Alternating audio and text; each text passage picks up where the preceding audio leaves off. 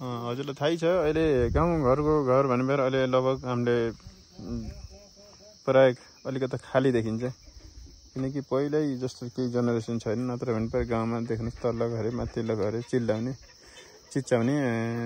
कसले कसलाई बोलाउने कसले कसलाई बोलाउने र एकदम रमाइलो हुन्थ्यो कोही रोछ कोही हाँसेछ कोही कराछ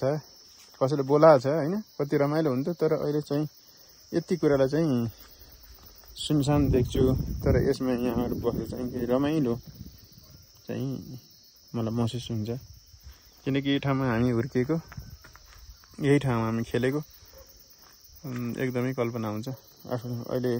बाध्यताले परदेशी हुनु परेको छ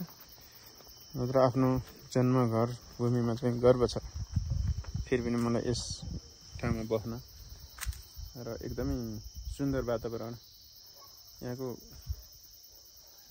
हुन्छ नि जो मनै अलग्गै हुने यस ठाउँमा बस्दाखेरि सायद हाम्रो अन्त्य पनि यही नै गर्नुपर्ने हुन्छ सम्पूर्ण दर्शकले चाहिँ यो कुरा बुझिराख्नु होला जहाँ आफ्नो जन्म भयो त्यही नै आफ्नो अन्त्य गर्ने हो त्यही भएर म त विश्वासको साथ भन्छु आफ्नो यही जन्म थलोमा चाहिँ आफ्नो अन्त्य गर्ने जहाँ जन्मियो त्यसपछि गएर जहाँ आफू हुर्कियो हैन खेलियो लडियो हैन धेरै कुराहरू छन् यस भित्रमा जीवन यो कहानी जस्तै छ त्यही भएर म देश प्रदेशमा गएर साथीभाइहरूले चाहिँ कति दाजुभाइ दिदीबहिनीहरू हुनुहुन्छ देश प्रदेशमा गइसकेपछि भावना त बदलिन्छ तराईमा घर बुटोल काठमाडौँ इन्डिया मान्छे कोही पनि अब विदेशमा पनि बस्नु भएको छ हैन तर त्यति मात्रै नै आफ्नो जन्मभूमिलाई पनि याद राख्नुहोस् है नभुल्नु होला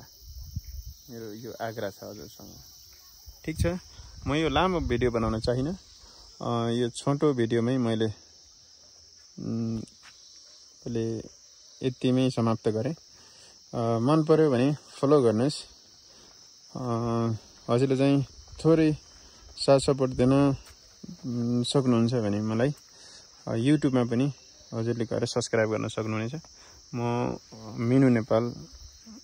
युट्युब च्यानल चलाइरहेको हुन्छु यो अहिले फेसबुक पेज हेर्दै हुनुहुन्छ हजुरले सम्पूर्ण दर्शकलाई धन्यवाद।